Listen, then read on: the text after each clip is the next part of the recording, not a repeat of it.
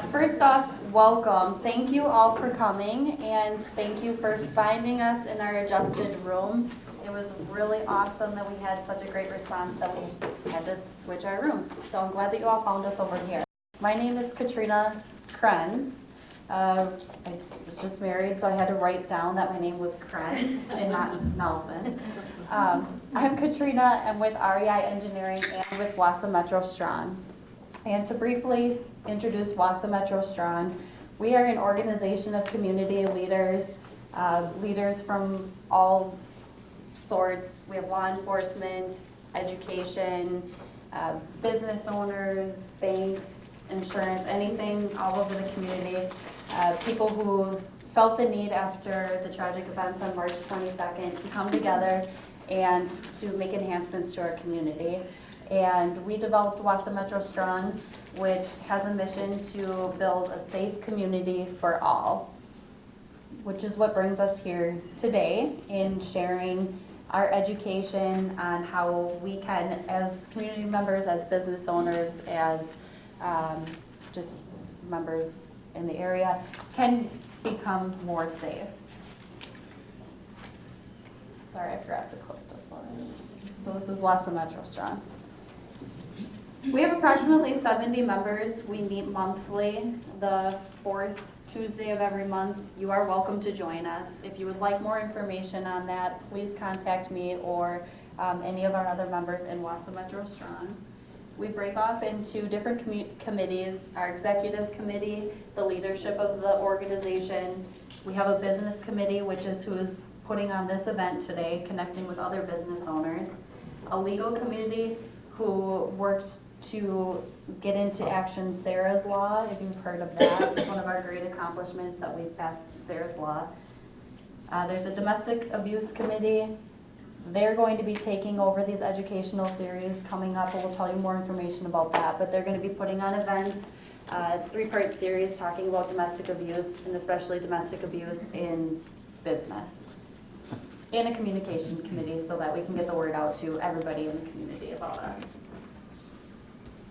Like I said, 70 members from all different types of organizations. You can find us on our website, our Facebook, our LinkedIn. As we're starting to grow, we really enjoy having interaction with all of you. So if you see anything out there from us, please like it, share it, follow us so that we can grow and spread the word all across our area. So when we met in May, this is our second roundtable event here today, but we met in May and we hosted a presentation on beginning to talk about communication related things and emergency action planning. Chad Billup with the Marathon County Sheriff's Department was here to talk about the Marathon County alert system called Everbridge. So as a recap from last time, if you have not signed up for Everbridge, and if you have not spread the word to all of your team members and family and friends, to please sign up for Everbridge. If they can't reach you, if you're not signed up for it, then they can alert you as to what kind of crisis situations are happening in the area. Part 2 of that was to submit your business's facility plans to the emergency responder system. There is a link on the Marathon County Sheriff website, and it says emergency facility plan right there on the Marathon County Sheriff homepage. What that does is it enables emergency responders, when they come to your facility, they would already have a layout, a map of your site, of the inside of your building, and things like that, so that they can prepare and have the best resources to respond to an emergency at your facility. So, today we're going to move on to talk about business continuity and emergency action planning. And at the end, we're going to get into kind of more, as we're planning this is more like the fun part of it is Victoria and Jim Eagle from Green Heck will be talking about their experiences with emergency action planning and how when they faced a tragic event, they were able to continue business. This portion of the presentation, business continuity, was supposed to be presented by Stephen Weiss from Liberty Mutual. And Stephen is heavily involved in their crisis management planning and business continuity planning for Liberty Mutual all across the nation. So Stephen's not here because Hurricane Dorian took away his ability to be here because they need to cover Liberty Mutual and what they need to keep running. So when we talk about business continuity, what we're looking for is how do you respond and recover from a tragic event or from an emergency or from a disaster. This is important because according to FEMA, 40% of companies do not reopen after a disaster. 25% of the companies that do reopen, they fall within a year after opening. And 90% of companies within 2 years facing a disaster fail. And a lot of that has to do with because 74% of small businesses do not have a recovery plan. So if we take this room, which has about 60 people in it, if we were each a business, that would mean 45% of us don't have a plan, or 45 of us in this room don't have a plan. So a business continuity plan is a formal effort of developing and testing a contingency plan. It ensures that your business can operate after a disaster. The purpose of it is to protect the safety and health of employees or customers, ensure continuous business operations, preserve the shareholder value. So if you go to business leaders and say, well, we need to invest in a business continuity plan, these are the things you're telling them as far as like there's value in getting your business up and running and continuing. And to mitigate the insurance costs. There is a difference between emergency and disaster. They're used interchangeably all the time, and I can pretty much guarantee that even between us today, we're going to interchange emergency and disaster, but by definition, an emergency is a short-term event that was dangerous and requires action such as evacuating the building or taking shelter. And those emergency events require you to have an emergency action plan, which Erin Henderson will talk about in just a few minutes. When we talk about a disaster, that's more of the long-term events that have shut down your business for multiple days, and they cause physical damage, there's loss of goods, possibly death, and a shutdown to your operation. Those require a business continuity plan. A business continuity plan should include communication, a plan for communicating to customers, families of employees, community, investors, vendors, your employees themselves, anyone who visits your business. The plan should also include a plan for facility and equipment recovery. A lot of that falls also into what Erin talks about. There's a lot of crossover. It's sometimes what's required of you, but what the best practices should go beyond things. So when we look at facility and equipment recovery, some of those things are just emergency events that need to take place right away, and some of them are like plans for how you can speed up your recovery time after the emergency is over. Plan for your information systems recovery. The salvage and assessment efforts, so after the disaster, assessing your property, but a lot of that you can do in advance. Having an assessment, taking photos of your what your business owns, and vital records recovery. Bet you all wish that Stephen would have been here to talk about that instead. All right, so now Erin Henderson from REI Engineering will talk about emergency action planning. Hi, I'm Erin Henderson. I work with REI Engineering. This is just a short bio of me. I do basically industrial hygiene, environmental, and safety compliance consulting, and I'm a spill team response member. And today we'll talk about emergency action plans, or EAPs. I'll kind of use both terms, EAPs or emergency action plans. What this is, there's an OSHA standard that requires employers to have an EAP to basically tell employees what to do when there's an emergency. If you have 10 or less employees, it can be a verbal plan as long as it's communicated to the employees. If you have more than 10 employees, it has to be written down. Who in here has an emergency action plan at their company? That's pretty good. Now, one thing, for those of you that have one of the handouts is a checklist where you can evaluate your emergency action plan. So who are the people that do not have one? If you don't, you're in luck, because OSHA has a tool on their website. It is under OSHA Expert Systems, Create Your Own Emergency Action Plan. You basically plug in all of the information. There's 10 steps. It'll ask you different questions, and then you can print out an emergency action plan. The emergency action plan is required to have certain components in it. It needs to address an employee alarm system. Doesn't necessarily have to be like, a standard buzz type of alarm. It can be verbal, so you can alert your employees, just by yelling or calling them, or an intercom. It talks about training and the frequency that you have to review the plan with the employees. And then some different procedures. It needs to include procedures for reporting a fire or other emergency, procedures for evacuation. If you have any employees that kind of stay behind before they evacuate to shut down any critical plant operations, you need to list those also. And we'll talk about that a little bit more in a couple of slides. You need to have procedures to account for all employees, whether it's you have a roster that you have on your phone, or you just grab one as you leave. It needs to include that.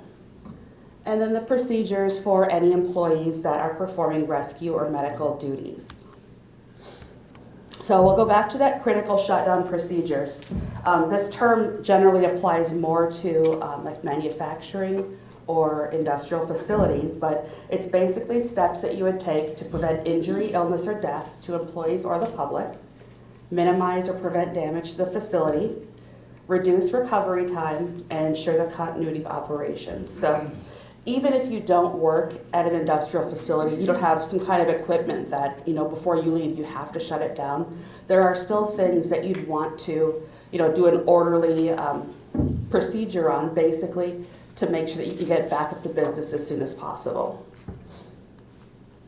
And we'll talk about the areas to evaluate for the critical shutdown procedures. And this could be equipment, chemicals, utilities, IT, or basically your power supply. And there could be more too, depending on your facility. Some examples of equipment that you'd want to look at. You want to find out if that equipment needs to be disconnected or monitored during a power outage, especially if you use backup power for it. You would also want to identify equipment that does not have an auto restart for when the power comes back on, especially if that equipment is controlling a hazard like a ventilation system. For chemicals, you'd want to identify any hazardous chemicals that require specific holding conditions, like if you have to keep a chemical cold or ventilated. You'll want to make sure if you have any piping systems for the chemicals that you know where the shutoff points are. And then if you have any vulnerable storage locations like above ground storage tanks or underground storage tanks, you want to address any hazards there too. And one example is an underground storage tank.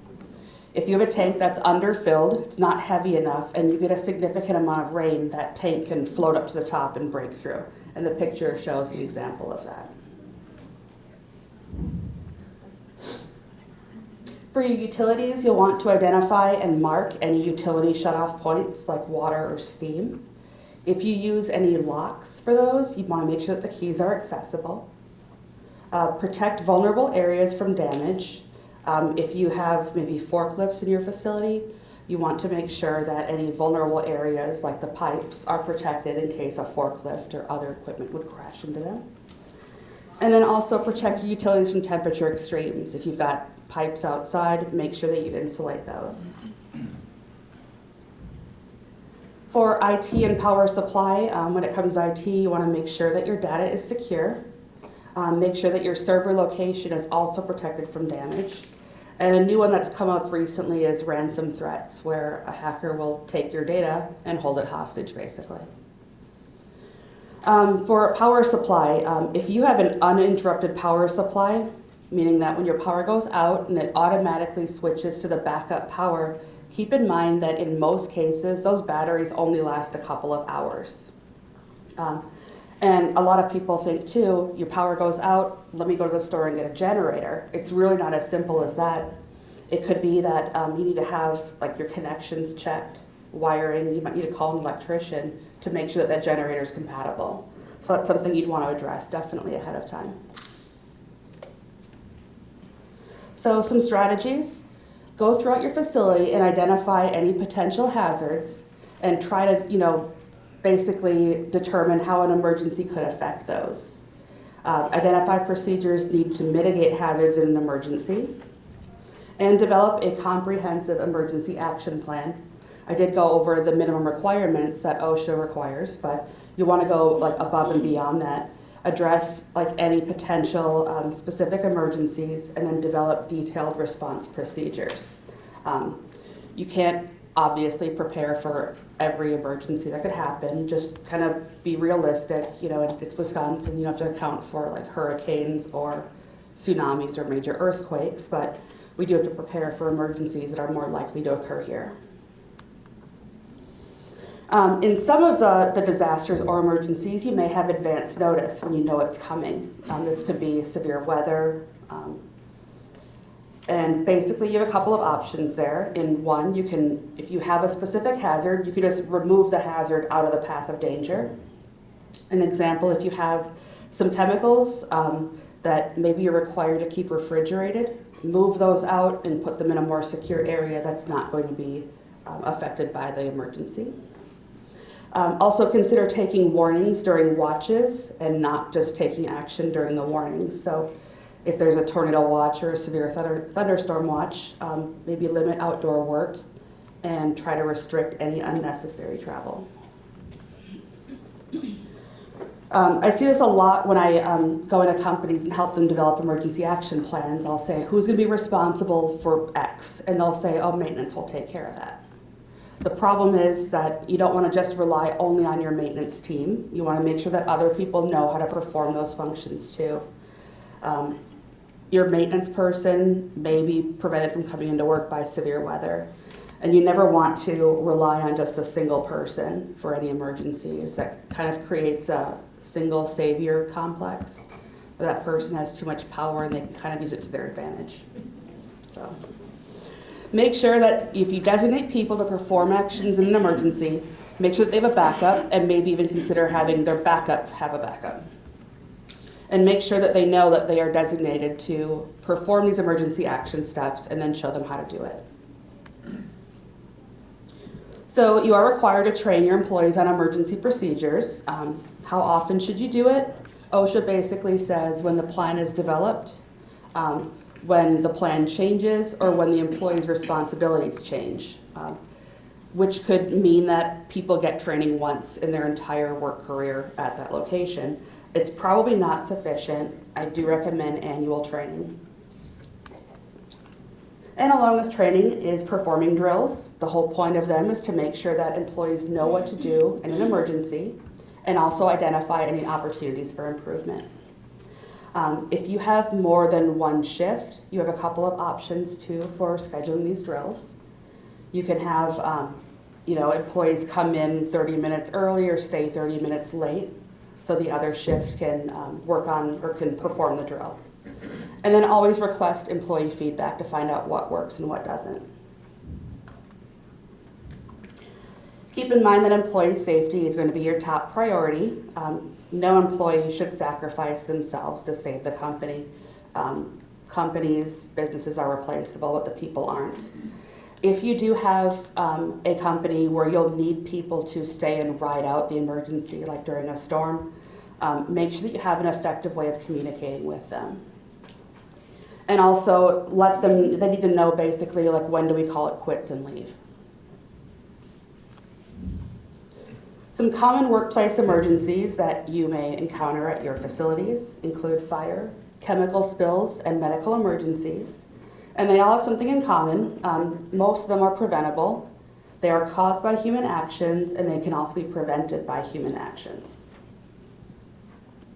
So we'll talk about prevention. The point of prevention is to correct unsafe actions and situations. Some examples are if you have an employee that's improperly disposing of chemicals or flammable materials. You'll want to make sure your equipment has regular maintenance on it. If you see a frayed cord, replace that cord. And don't allow your employees to have the "it's not my job" kind of mentality.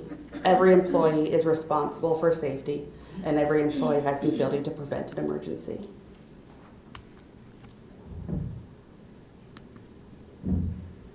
There are some non-preventable emergencies. These are more uncommon than the preventable ones. They include workplace violence, bomb threat, catastrophic flooding, and a lot of weather events.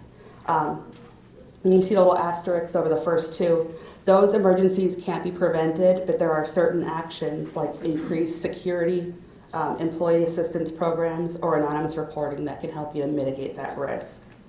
So you may not be able to prevent these emergencies, but what matters is how you respond to them.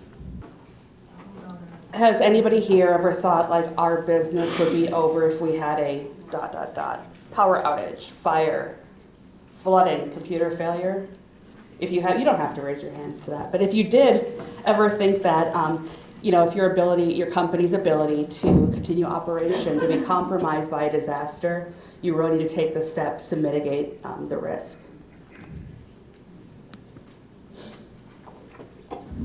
So for non-preventable emergencies, for preparation, you want to have contingency plans. And I always recommend that you increase the level of preparation for the level of risk. So if something is going to be very catastrophic, take a lot of steps to prepare for that. And to mitigate risk, you'll want to identify and organize your resources, conduct a risk assessment, develop a mitigation plan, and then implement the actions. If anybody's ready, do you want me to repeat those? Sure. Good, okay. Identify and organize resources, conduct a risk assessment, develop a mitigation plan, and implement the actions. Some examples of risk mitigation. If you have, like, to protect your data, your company's data, you'll want to have computer and data protection, maybe even consider off-site servers, and back up your data. Backup power systems like generators. If you're in an area that is prone to flooding, consider elevating any critical equipment above the floor level. And if you have a fire risk, install a sprinkler system. Do you guys remember last year when the National Museum in Brazil burned down? They lost everything. They didn't have a sprinkler system there. And when they tried to connect to the fire hydrants to attempt to put out the fire, they were dry. So it's kind of a mess. So we hear about those big ones that happen, like the hurricanes and the National Museum in Brazil's fire. There are disasters that have happened really close to home. Downtown grocery burned down. I think it was from like a careless cigarette butt in a dumpster. That's where it was, yeah. Yeah, and it took 2 years for them to get back in their building. A company in Merrill last year had to evacuate the plant for 2 days because they had flooding. Last August in Madison, there are businesses that were closed for over 2 weeks because of the flooding. So if your company can't survive even a short closure, you need to take those steps to mitigate the risk.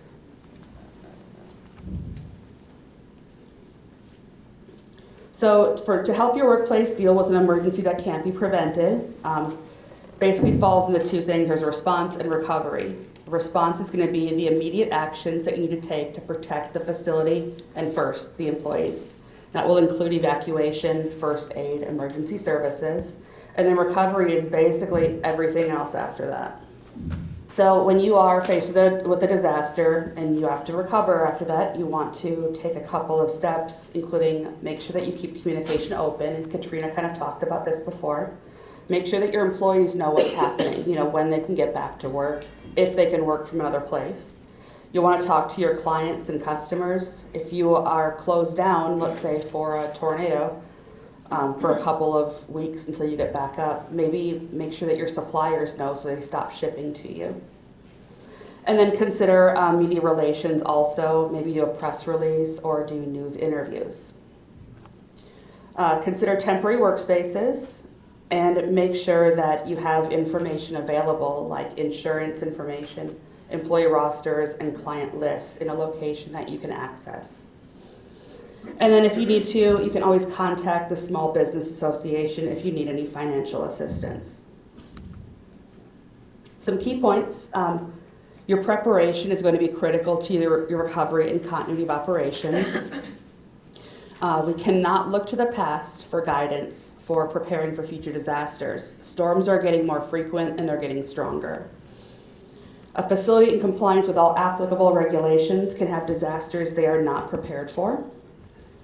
And always increase the level of preparation with the severity of the potential hazards. Any questions? Good. All right, thank you. I just wanted to, I guess, one other point we didn't touch on a lot because we're not insurance experts, but a lot of organizations in here probably renew their business insurance on a calendar basis. So one thing that we'd recommend, and we're not insurance experts whatsoever, but is for you to take a good look at what your business continuity and what your insurance looks like if you did have a disaster of some sort or an emergency. And potentially ask about active shooter. How does your current liability policy apply to that, as an example? I don't know all the questions to ask, and I need to do more research myself for our own company, but it's something that I think organizations should take a pretty good look at is how are they going to handle if there is some type of emergency, not just how do you handle the immediate situation, but financially how do you handle that situation. I know some people I've talked to that have had some emergency situations at their place of business or organization, really had a tough time with the financial piece of it after they realized their insurance didn't cover what they thought it did. From a continuity and business continuation standpoint, what that looks like. So those are just a couple kind of side notes of something to think about. I know we're thinking about that, and I don't have the answers, but I do know that it's some good questions for you to bring up. So with that, speaking of another business, Kurt from Shane Rockford and Greenhack is on our Wausau Metro Strong community organization, and he's really a driving force in our organization to look at real specifically what businesses can do in organizations if there is a tragedy, because they at Greenhack were very much affected by what happened on March 22nd. So that's still, although it was 2 years ago, pretty fresh in his mind. But Kurt couldn't make it today, but Victoria and Jim, I believe, are going to continue on and talk a little bit more about best practices. Jim's going to set the stage. Awesome. Okay, great. Do I need a microphone or can I talk loud? Well, good afternoon, everyone. My name is Jim Ego. I'm the EHS director for Greenhack here in Schofield in Wisconsin. And I've been here with the company about 6 months now. So can anyone tell me why that's significant? Because the event we're talking about happened way before 6 months ago. So I'm not here to tell you exactly how everything went. I've heard the story from Kurt, I've heard the story from a lot of people, and I've seen a lot of the aftermath. But Victoria, who's one of our regional EHS managers, she was here during that time, although I don't think she was physically on the campus at the time. That's my disclaimer. But, okay, so we both have a disclaimer, which means, take this for what it's worth. But I'm going to turn it over to her. I'm going to let her go through it. We have some kind of what did we do in the moment, and then what have we done since. And certainly if there's any questions, if you have curiosity either during the presentation or afterwards, please feel free to ask, and we'll do our best to answer. So, thank you all. I'm also going to attempt the same approach. The whole thing with the microphone is very intimidating. So I think I've been told at home I have a loud enough mouth, and I'm sure you guys would agree with that here. Because this is a lot more fun to look at and talk about. There's a personal side of safety, right? And I think that that's an important point to drive home. This is why I do what I do every day and who I come home to. I do have a loving husband, but between the dogs, there just wasn't enough room for him. Right. So a little background, Jenny spoke of and Jim spoke of the tragedy that happened roughly 2 years ago. I was actually traveling at one of our North Carolina locations when the incident occurred. And we have a later slide and how that information transpired. And probably to kind of get the context and to help you paint the image of what it's like to share communication in an organization. I just want to talk a little bit about GreenHack. I know for those of you that are local here, it's a brand name that is well known in the community. But we are multi-jurisdiction, so it's Wisconsin, North Carolina, Minnesota, California, Oklahoma, Tennessee, Kentucky, and we're continuing to grow. We're roughly about 4,000 employees. So when you think of a team of, we've got Jim, myself, and I've got a peer now in Oklahoma, that's our EHS team. We have a risk management team. You heard Kurt's name mentioned earlier, and that's really it. So when we become aware of something, how do we get that information out to all of those applicable locations?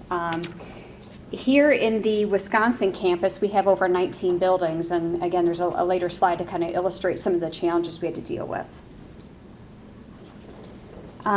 Just a quick show of hands too from the audience in terms of who's all involved. Do we have, as far as HR or if HR, if you raise your hands, please. Usually a pretty critical component when we talk about communication and designing emergency action plans. Environmental health or safety leaders, fair number of you. Okay. And the rest just came for the food or, I don't know.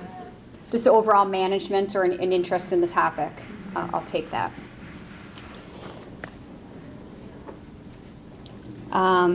So again, just to go back to the slides here, it's got details on the incident. This illustrates kind of the complexity of the Wisconsin campus. So we try to model similar to a college campus. So you might have a common ground similar to the technical college that we're at right now. You have a common grounds, and then you've got dormitories or your lecture halls, right? So we've got facility 8 on this campus is right at the top. That's our corporate building. And so depending on the product line that we're developing, that's going to depend on the number of the building. And they're not all within one street. So I don't know how many acres our campus is spread out on, but the rear part of our property, there's actually a railroad track that crosses in between our properties. So again, when you think about emergency action plan, how are those people going to get out, safely evacuate when you think about those natural barriers that are present? So how did we hear about the incident? It was actually someone passing by on Ross Avenue, if someone coming and going on a lunch break, and went up to Kurt's office and said, there's a whole bunch of cop cars, and what's going on? He actually jumped on Facebook, and there was, in the moment, just, there was 3 different locations. For those of you that were here, you're going to have to fact check me here, but the shooter went to several different locations, and knowing where that shooter was in relationship to our campus, and then the timing of that all. Is it an active shooter? Is he in a building? He or she, right? So we actually found out by kind of happened circumstance here, the steps we took. So our facility was not locked down at the time. You saw the picture of the spread out buildings of 19. We gave a command, actually Kurt did. We have a one-way paging system that we use actually for our first responders, and put a page out through that to say, if you're a supervisor, please find your closest door and physically take the door handle and secure it. We didn't have a one-touch screen computer where we could just hit a button and everything goes to lockdown. Depending on when you were hired, we do have badges, but there again, some buildings were locked down with badge access, some were not. So we really relied on this one-way pager. shot a page out to everyone, and then it was email traffic coming in to say, well, is it clear? Is it clear? Some communication breakdowns is we didn't, it's about 2.5 hours, if I remember correctly, the length of time of this activity occurring. That occurred during our shift change, okay? So we had supervisors asking, well, can we release people? Well, technically you can. We can't hold someone against their will, right? We've got people coming in now for second shift. We had no way to communicate to say, look, there's a situation going on here. Please stay at home, just delay your entrance onto campus. So we had twice the number of employees on our campus at any given point because we didn't have a means to communicate ahead of time. So I think it was Katrina that mentioned the Everbridge, and we are working on trying to get that up and running as a means to communicate. So what this situation really shed a bunch of light on is just it presented, it was a real life gap analysis and where were our pitfalls in terms of building security, communication, who makes that call. And any questions, please feel free to kind of shoot as I go along here. So physical security and employee badges, that was our number one. Our security team led the initiative on this. So now you're coming into our building, you've got a swipe to be able to get in. Emergency action plan, Jim's taking lead on that, and the rest of our robust team as well. Working with Aaron. And mass notification system, so that goes back to the Everbridge. One thing we're really sensitive to and learning more about that application. So I actually attended REI's May training as well. It's very valuable. And we're using that for severe weather alerts now. So I'm getting the marathon. And then we're still using our same paging system. So if I get an alert on my phone, we'll send out a page to others in the plant to shut down. Or to seek, depending on the appropriate hazard, right? So we're running outside in a fire and seeking shelter in the event of an emergency. The mass notification, what we're really trying to collaborate with our HR team is we don't want this to become a communication system where, like a news of the moment, we get all the recycled email, like a corporate email that says, because I've got one right now, time to change your password. Okay, I was told on day 14 to change my password. I think I'm on day 4 right now. I still haven't changed my password. I keep ignoring it. You don't want an Everbridge type or whatever means of communication you decide to use to become so watered down that the employees, it loses the impact and it loses their response to take action. So there might be messages that our HR team needs to notify to say, it's benefits enrollment. Don't take that personally. Benefits is really important, but it's a lot different than an active shooter, right? So when you're giving a bunch of information to your team members, you somehow need to create almost different communication channels to stress the urgency that one's got higher priority than another, okay? And these are things that we're working through right now. Drills and education. So we have not, I'm relatively new to my role. I was actually hired as the occupational health nurse, and I've been with Green Heck for 2.5 years. So this event happened, I think, 6 months when I was on the job. So I have done a fair amount of drills, and it's really interesting. I've done where you kind of pepper information out, and you say, okay, we're going to have a fire drill today. Yep, and this is what the fire drill sounds like. Okay, wait for it. Next week we have the drill. It goes okay, right? You get feedback from your employees, what worked, what didn't work. I tried something really interesting in our largest building on campus, and that was we have pillar alarms, right? So if this is my work cell bay, I've got an alarm here. It's dependent on the next work cell. You're going to turn on, when you hear the alarm, the sound, right? So it cascades. It's supposed to cascade, right? But in a manufacturing environment, if you're not training your employees on the different alarm sounds, it sounds like all the rest of the machinery in there.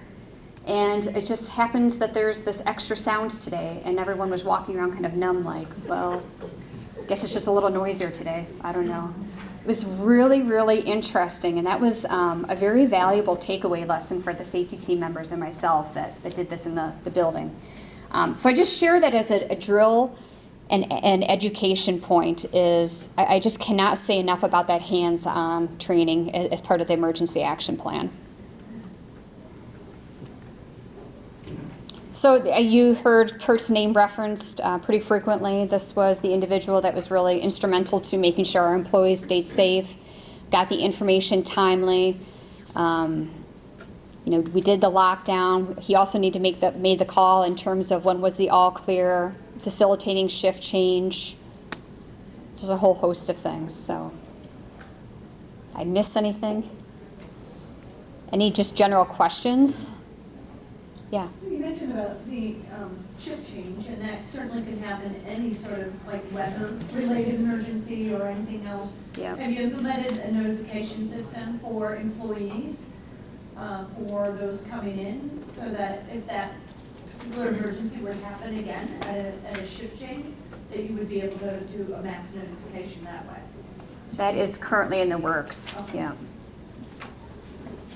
So we're learning that it's not as easy as getting a bid and writing a contract and giving a check. That it'd be nice if we could just hire and vend out everything. So in our facility, our production folks do not have the capability of using cell phones on company time. So it's a huge kind of cultural shift on how do we want to navigate that, right? All of us here in the room, I think, would agree that, well, of course, so-and-so should have their cell phone in the event of emergency so I can have a notification. We have a high tenured group here, especially on the Wisconsin campus. There's people that, believe it or not, don't own cell phones. They don't want them. Okay, so you've got like that 80-20, that 20% of the population that for whatever reason, whether it's union and work performance issues, or it's I don't want to comply with technology, what have you. So as an employer, we're challenged to meet the needs of all groups, right? We're trying to capture and get as close to 100% as possible. Is this my slide? I'll bring up a couple more things if no one Okay. else has any questions. Victoria, maybe you want to touch on a workplace incident where maybe someone got hurt on the job, or there was a fatality, something of that regard, because I know one of the things that we do at REI is help people with OSHA compliance, as we said, but some of the situations we've been involved in is someone gets hurt on the job, and how are you ready to respond to that? Meaning, for example, with us, I was out, unfortunately, someone fell off of the bucket of a forklift, so to speak, and they passed away, and there was blood on the floor, and it was a very difficult situation.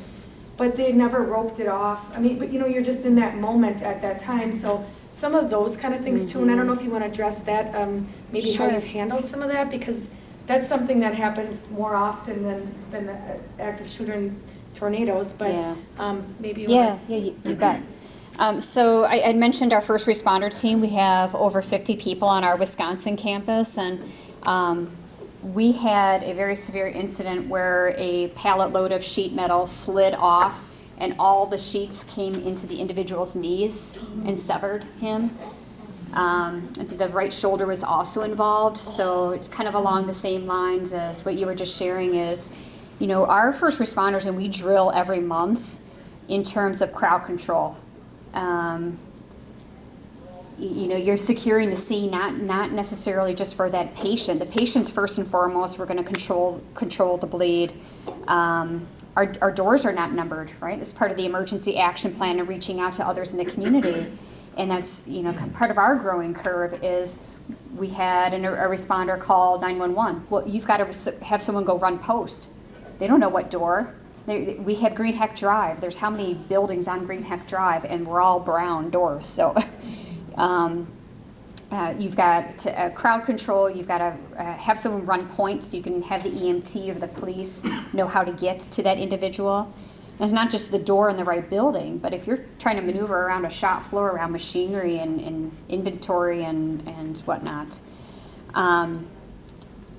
We also, you think about the aftermath, like visual. We had this is a different situation. Individual caught on fire, actually. at one of our facilities. It was a personal medical incident, passed out, and he had a weld torch in his hand at the time, and third-degree burns on his lower leg. So our emergency medical responder team did a phenomenal job in stopping the burn and getting appropriate care, and I'm happy to say that the fellow's back to work with us full duty, no permanent restrictions. So just really an awesome testament to our team. But the lasting thing that the HR team had the foresight to think about was the psychosocial component, or the psych component of seeing someone on fire and what that does to somebody, right? So we called in EAP and had EAP counselors available for our team members that witnessed that event. We could talk through that. And I think time is of the essence, right? You don't want to wait until you're hearing those complaints and you're having the depression and the anxiety and all those other. So my background is work comp, so I've seen like one case become 20 because of one incident. So the quicker you can speak to that in an emergency action plan and be swift in implementing some of those control strategies. We could have easily had 20 people call in the next day and I'm not showing up to work because of what I just witnessed. Nope, we've got someone here for you to talk to. Let's work through this together. We're all on a team. Kind of, did a post review with those employees. Involve them, I guess is what I'm saying. So I've learned in my prior role that when an emergency happens, I think we gravitate to the personal. Like it's HIPAA and that's sensitive medical, and they're going to go get better on their own time. But you got to remember, you've got a different type of community there at work that has an awareness, whether it was witnessed or it's hearsay and talking through the grapevine.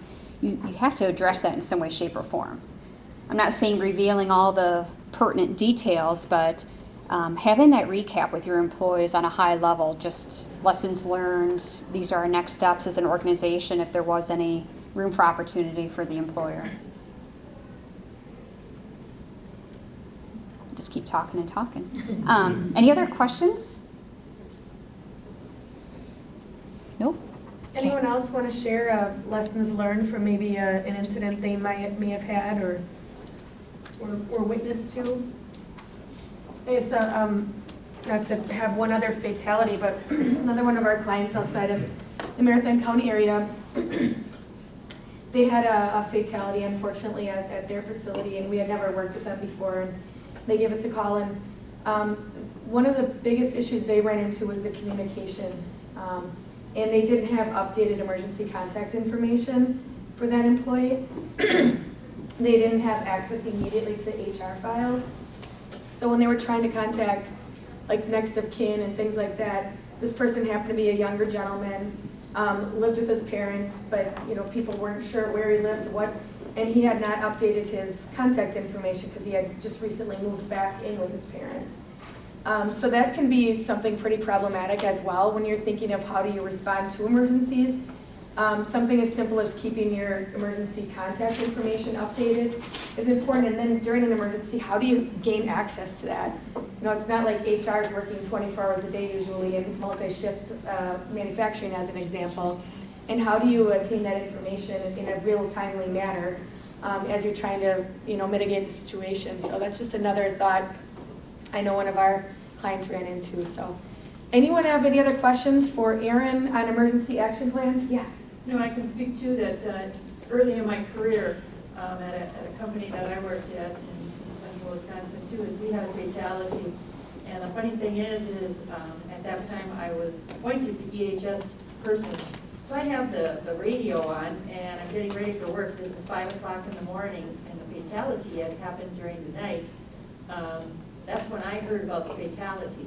So you want to talk about communication, it's really, really important. And the thing is, the media got a hold of it a whole lot before we could even get our employees contacted.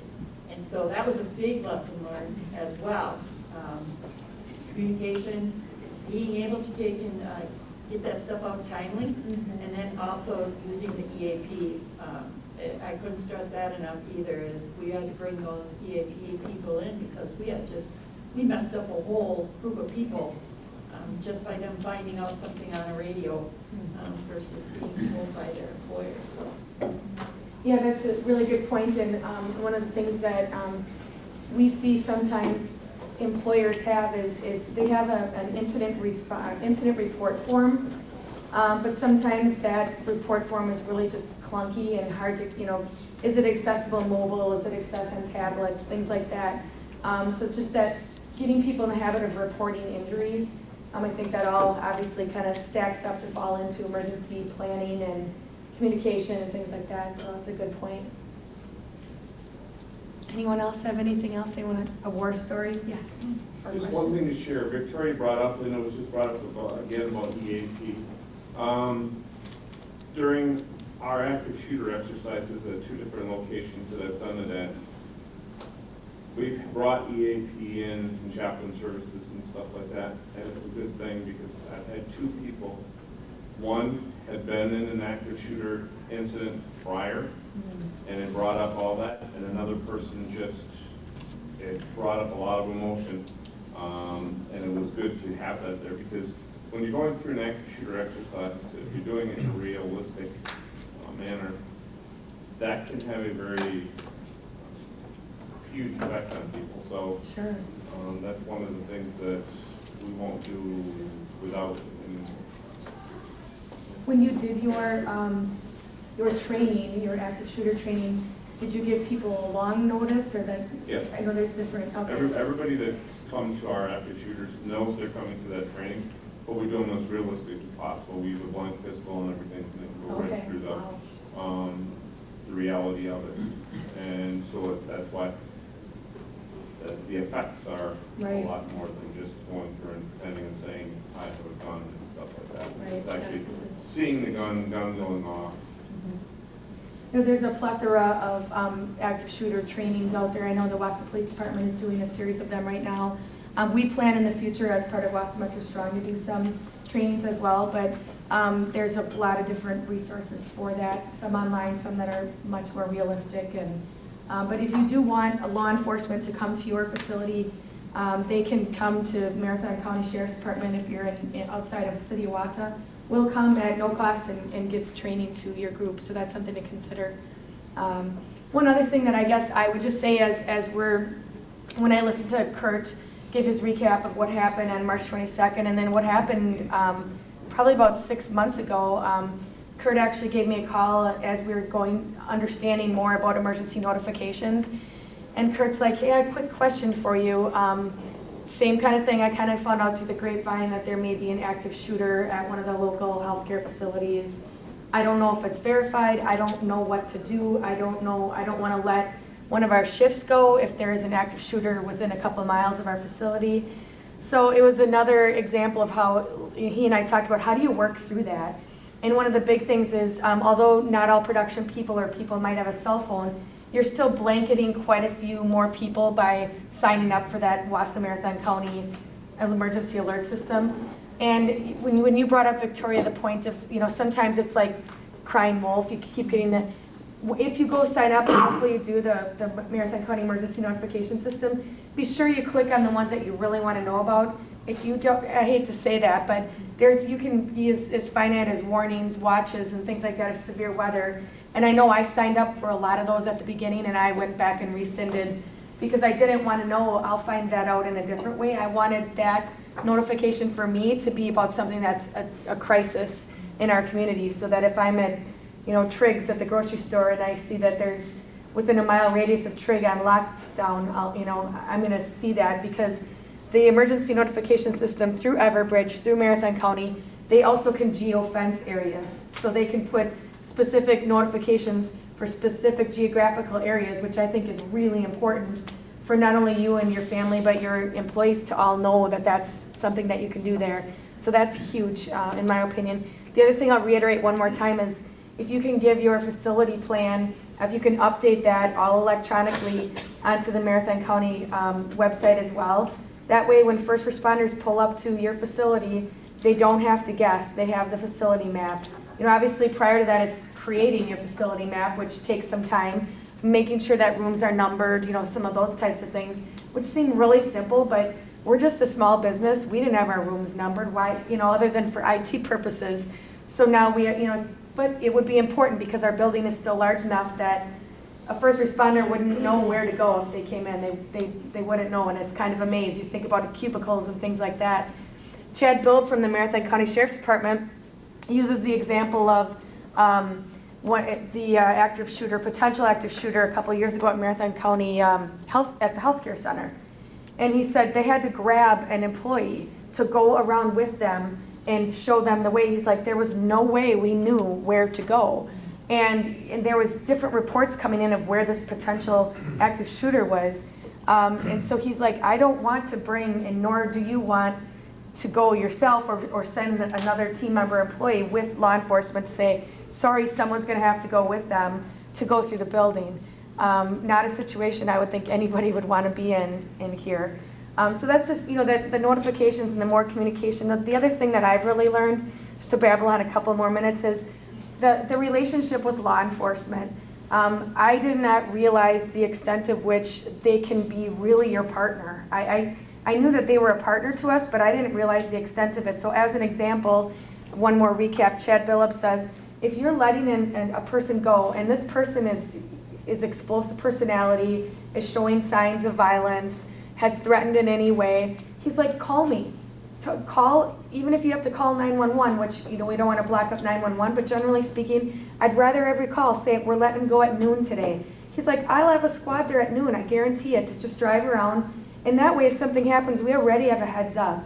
And he goes, if you want us to sit in the room while you let someone go, call us. We'll do that. We want people to be safe, and we want to be your partner.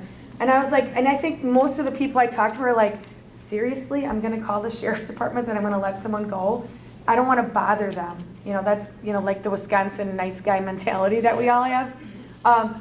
Call them. They want to encourage better relationships with organizations and businesses because they want to be there. That's part of their job as public servants. So it's just something that you could please pass on to others as well. I never looked at it that way, that if I had someone that I thought was a problem employee and I had to let them go, that I would even consider calling. But he's saying, please do call me. If you don't want me in the building, that's fine. I can at least just have a patrol in the area during that time. And if nothing happens, fantastic. Hopefully nothing does, but at least we're there, we're close by. So that's just one last thing to, I guess, reiterate that I know I've certainly learned in working with Wausau Metro Strong and trying to make a safer community and a safer business atmosphere for us too. So, okay, yeah. So I'm just thinking about what was mentioned in terms of creating a notification system that is as inclusive as possible. So for workplaces that may have employees who have certain types of disabilities or employees who don't speak English or may not be able to read English, are there ways to create a notification system that's not just via text or via written notification, but there are other ways of doing it? I'm curious. Yeah, I know there's different software that I've heard about. I think one is like Code Red. I can't remember the name, I hate to say it, but they have different types of notification, like with flashing, example, like visual, and ways that you can try to make sure that you're being as inclusive as possible. So I was also looking into information on like site security, which that's where that was falling into the emergency notification. So it was you can have doors lock automatically, kind of like Victoria was talking about. Is there a simple way we can do that at our business to make sure all doors are locked so that even if someone didn't hear it or didn't understand it or they were disabled or something, trying to kind of be as inclusive as possible. I don't have a specific answer. We're like, I feel like we're so much at the baseline of all this that if we can just get people to start signing up and then we can start to retrofit and make sure that the system is as inclusive as possible. Right now, we hardly have anybody signed up for uploading their site facility plans or even just signed up for the emergency notifications. So just trying to get the word out there. And then I believe the goal is to continue to make that more inclusive as time goes on. So really good point. Just a quick question, and it's about the facility plans. Yeah. What if you're renting space? So how do you submit a plan for a rented space? Is it just your space that you're going to submit a plan for? I've never heard that question. It's a really good question. I would think you'd need to kind of coordinate with your landlord and see, you know, if they don't want to do it, if you could do it. Especially if you have, Chad mentioned a couple times, Officer Billup, the cubicle land. He's like, that ends up being really problematic in large spaces. And he's like, we have no idea. I mean, offices are one thing, but then you add the cubicles into that, and that just adds a whole new level of complexity. So I would think maybe yes, but you know, the information that's uploaded is not seen by the public. So that's only seen by first responders. So there's not like there's a confidentiality issue. It's not that anyone else can access it except for first responders. So, yeah. With regard to the 10 employees, is OSHA strictly interpreted as employees? Let's say you're in an organization, a nonprofit that falls under that threshold, but you rely heavily on volunteers. Sure. So how would they interpret that situation, if you could? Yeah, I don't know. I just being honest, I'm not sure. I'm sure it's something we could look up and get back to you on when we're going to be sending a post, you know, recap of today. I'm not sure. I'm not quite sure. Sorry about that, but it's a good question. I think there's a letter, either a letter of interpretation, or it's actually in the reg.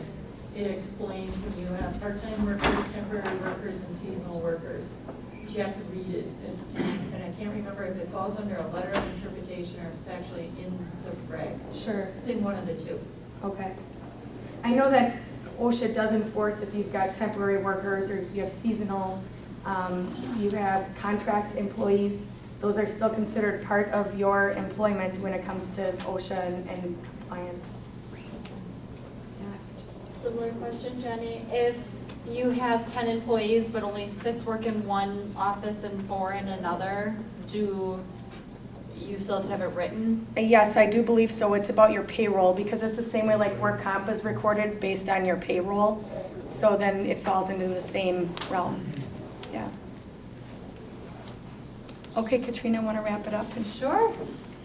So just to wrap up what we talked about today, in emergency action planning, the most important thing is to evaluate your current situation. Do you have a written emergency action plan? To reevaluate that frequently to be sure if there's any changes in your building or employees or responsibilities that you're evaluating that often. And likewise that you're reviewing that with your employees. The plan's not very good if nobody knows what the plan is. And you need to conduct training drills. You can talk about it all you want, but getting that hands-on experience, as Victoria said, is more valuable than just having a written plan. And then the other thing is just please, you're welcome to attend Wausau Metro Strong. We meet the 4th Tuesday of every month at NTC, but in the Center for Business and Industry. And our meetings are at 11:30 a.m.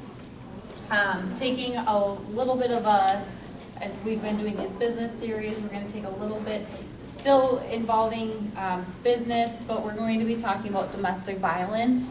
And our domestic violence group is leading those in conjunction with the business group to talk about domestic violence in the workplace. What are signs of it? How does that affect your workplace? What do you do if you suspect that there's domestic violence amongst one of your employees? So there'll be more information we'll be sending out about that at a later date. Other things to wrap this up, we did record the session today. You can check out Wausau Metro Strong's website and YouTube page to recap and see the video recording from today. And would you like us to email the PowerPoint? And we can also email the PowerPoint, especially because some of the pieces were missing of that and things like that. So we'll take the attendee list. If I don't have your email address because someone else from your organization signed you up, just please feel free to share that amongst yourselves. We are all here for you to ask questions if there's things. Emergency action plans are so much so based on your own location, your own business, your operations. So just having those discussions if you have some things that you want to talk about with Erin or Victoria or Jenny. So thank you for coming.